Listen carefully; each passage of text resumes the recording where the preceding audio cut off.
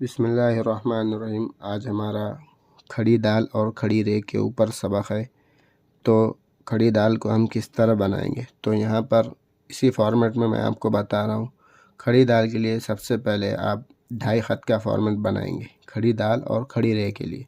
तो ये मेरे पास ऑलरेडी पिछले सबक का फॉर्मेट तैयार है, तो इसमें ही मैं आपको थोड़ा डिटेल से समझाऊँगा। तो यहाँ पर हमने बड़ी दाल के लिए खड़ा एंगल रखकर ये जाविया रखा था बड़ी दाल के लिए। अब हमारे पास खड़ी दाल है, तो खड़ी दाल के लिए हम ये खड़ा एंगल रखेंगे, ये बिल्कुल खड़ा, इससे मामूली सा टेढ़ा, हल्का सा, सिर्फ इतना। यहाँ पर हमने ज़्यादा टेढ़ा रखे थे और यहाँ पर हल्का सा टेढ़ा रखेंगे और उसी तरह लाइन से थोड़ा सा ऊपर रखेंगे। ये एंगल हुआ, ये आ गया है यहाँ पर। अब मैं इसको इस तरह, जिस तरह हमने नुक्ता मुदव्वरा बनाए थे, मुसलसल गोलाई करते हुए हम एक ख़त के अंदर अंदर ये इस तरह बनाएंगे।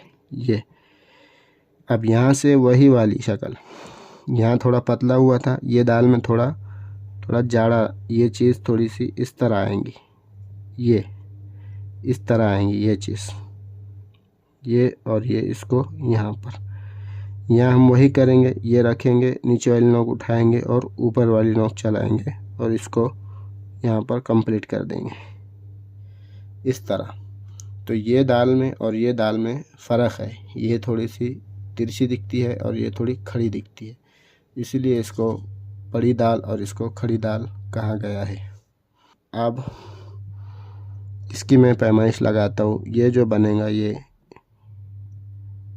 1.5 ख़त बनेगा, ये वही 1 ख़त का, ये 1 और ये 2, थोड़ा सा ये बाहर गया, यानी ये 1.25 ख़त का बन गया। इसकी पैमाइश 2 ख़त, 1.25 ख़त तक होती है। ये जो बना ये 1.5 ख़त का। कमर इसकी वैसे ही बनेगी जैसे इसकी बनी थी 1 ख़त के अंदर। ये जो नुक्ता मुदव्वरा बना इस तरह ही ये 1 ख़त की बनेगी।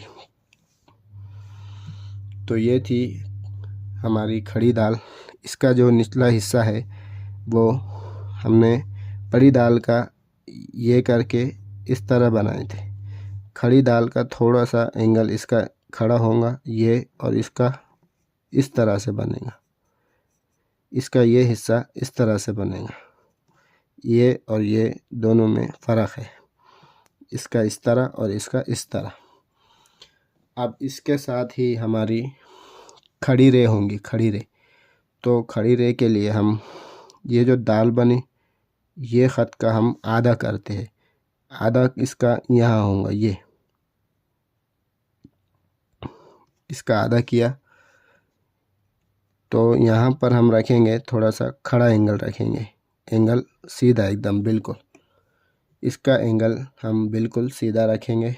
और कहाँ रखेंगे, ये जो दाल है, दाल को आधा करेंगे हम, यहाँ से ये दाल आधी यहाँ पर हो रही, यहाँ पर हम इस तरह खड़ा एंगल रखेंगे और हल्की सी खलम, इतनी खलम चली, कितनी, ये यहाँ से यहाँ तक, इतनी खलम चलने के बाद हम यही मोमेंट जो हमने ये किया, ये करके इसको नीचे वाली नोक उठाई और ऊपर वाली नोक को इस तरह लाएंगे।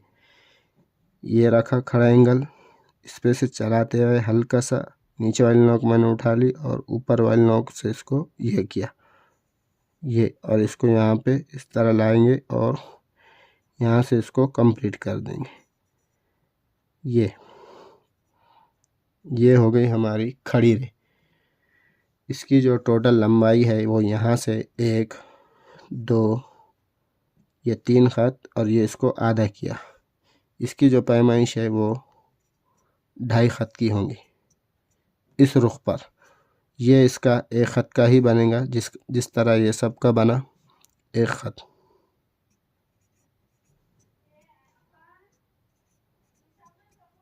अब आप क्या करें कि ये मेरे पास जॉइंट पेन है, इसको इससे आप थोड़ा सा दाल को समझिए कि ये मेरा ये तिरछा एंगल है कलम का, ये ऊपर है, ये ज़रा नीचे। तो किस तरह ऊपर वाली नोक चलेंगी, किस तरह नीचे वाली नोक चलेंगी, ये आप इसको थोड़ा सा बगौर समझे। तो यहाँ पर दाल के लिए मैंने बताया कि ये खड़ा थोड़ा सा ये एंगल हमारा आ रहा है। तो यहाँ पर ये देखिए, मैं आपको बताता हूँ। ये रखा थोड़ा सा ऊपर, ये पहले तो ये बनेगा हमारा, ये यहाँ पर आके कंप्लीट हो गया, ये यहाँ पर।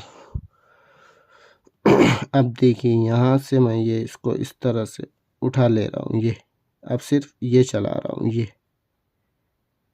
ये चलाई और इसको ये कंप्लीट कर दिया इस तरह से।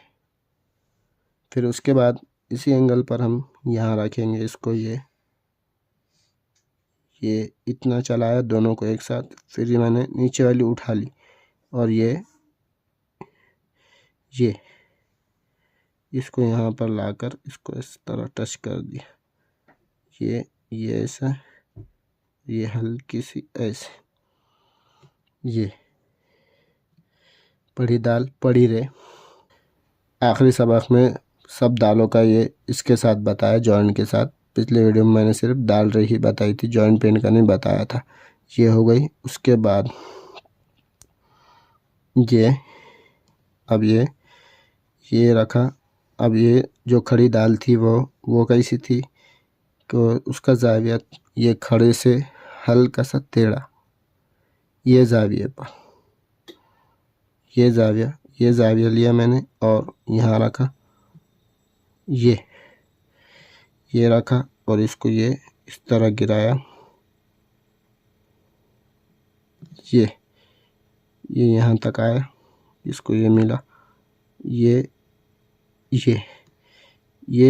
रखा, ये उठाई और ये किया, इसको यहाँ लाकर टच कर दिया, इसको यहाँ पे मिला दिया और ये मिला दिया,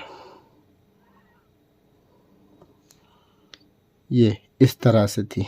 अब इसको आधा करके यहाँ खड़ी रहे डाला, तो उसके लिए कैसा, ये रखा और ये खड़ा हो गया एंगल। अब ये इतना चली, इतनी यहाँ से यहाँ तक, इतनी चलने के बाद मैंने क्या किया, एक ये उठा लिया और ये करा, ये